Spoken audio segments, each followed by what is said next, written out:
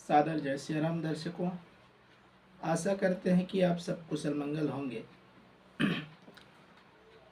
आज हम आप समूह के सम्मुख मनुष्य जीवन में ऐसे 12 दान बतलाए गए हैं जिनको प्राणी मात्र को जीवन में निश्चित रूप से करना चाहिए और दान करने से उन्हें अनंत गुना फल की प्राप्ति होती है। कहा जाता है ना, रामचरितमानस में लिखा गया है, तुलसी पक्षी के पिए न घटे,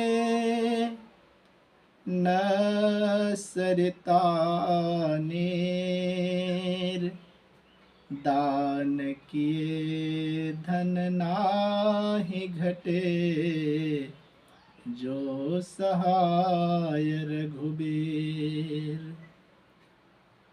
दान प्रत्येक मनुष्य को करना चाहिए। दान की बड़ी महिमा है सज्जनों। शिव महापुराण में श्लोक भी आता है, समोहिया पुण्य काले दद्धोतिष्ठ समर्थते, संक्रांति पुण्य काल में। संक्रांति में, पुण्य काल में और ऐसे शुभ तिथियों पर, ऐसे शुभ नक्षत्रों पर दान करने का विशेष महत्व है। जीवन में दान करना बहुत ही कल्याणप्रद होता है। दान की बड़ी महिमा है सज्जनों। प्रत्येक मनुष्य को दान करना चाहिए, जिनमें 12 ऐसे महादान बतलाए गए हैं, जिन दानों को आप करके अपार धन संपत्ति एवं प्रभु का आशीर्वाद प्राप्त कर जीवन को कल्याण कर सकते हैं। जिनमें सबसे पहला दान जो प्रत्येक मनुष्य को अपने कुल की रक्षा, कुल की मर्यादा और अपने माता पिता के ऋण से उऋण होने हेतु गौ का दान, जो बैतरणी पार कराती है, गौ का दान प्रत्येक मनुष्य को करना चाहिए।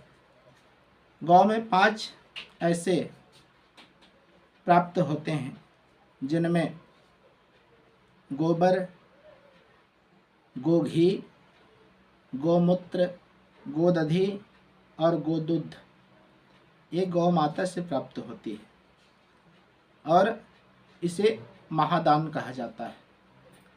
भूमि का दान प्रत्येक मानव को करना चाहिए सामर्थ्य अनुसार।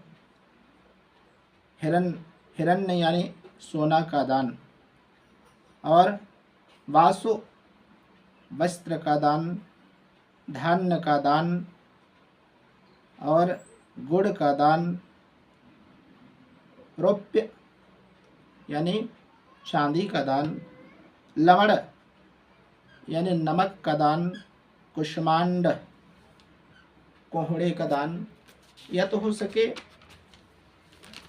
पेठा जिसे कहा जाता है, पेठा भी एकादशी के दिन दान करना चाहिए अथवा उसे प्रसाद के रूप में ग्रहण करना चाहिए। इसकी भी बड़ी महिमा है। और अंत में एक महादान जिसे बतलाया गया है, कन्यादान, यह 12 दानों में सर्वश्रेष्ठ दान है। रामचरितमानस में एक प्रसंग आता है अयोध्या कांड में, जो राजा जनक माँ जानकी मैया से कहते हैं, पुत्री पवित्र किए कुल दो,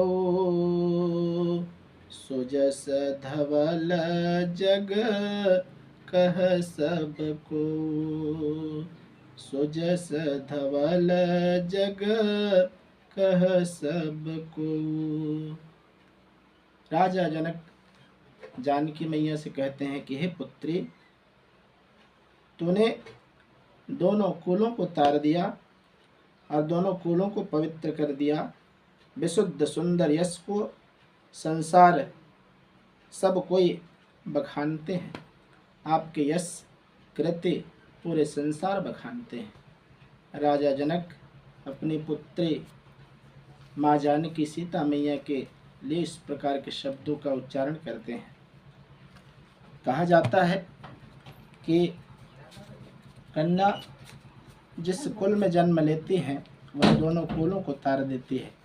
जब तक अपने पिता के गृह में रहते हैं तब तक अपने पिता के गृह को पवित्र करती हैं, पावन करती हैं, और जब विदा होकर के अपने ससुराल के कुल को जाती हैं तो वहाँ भी पावन और पवित्र कर देती हैं। कहा जाता है कि जिस कुल में कन्या का जन्म होना वह अपने पिता के कुल को पवित्र कर देती हैं। एक कन्या यदि जन्म हो तो बड़ पावन माना जाता है, और यदि अधिक से अधिक कन्या 2, 3, 4 हो जाएं तो वह प्रकृति को दान दे करके बहुत ही पुण्य अर्जित कर सकते हैं।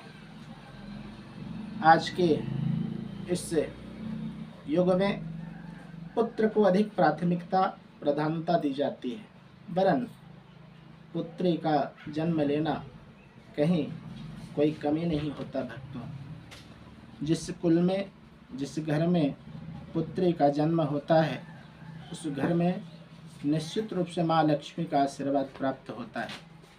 लक्ष्मी की असीम अनुकंपा आशीर्वाद उस कुल को प्राप्त होता है। तो कन्यादान को महादान कहा जाता है। इन्हें 12 दान को आप करके अपार धन वैभव को प्राप्त कर सकते हैं, और निश्चित रूप से प्राणी मात्र को ये 12 दान जीवन में ऐसे शुभ समय पर करना ही चाहिए। आप मेरे इस YouTube चैनल में व्रत, पर्व और अनेक प्रकार की जानकारियों को ग्रहण करने, जानने एवं सुनने हेतु हमारे इस चैनल को लाइक, सब्सक्राइब करें, शेयर करें। आप सभी को सादर जय सिया राम।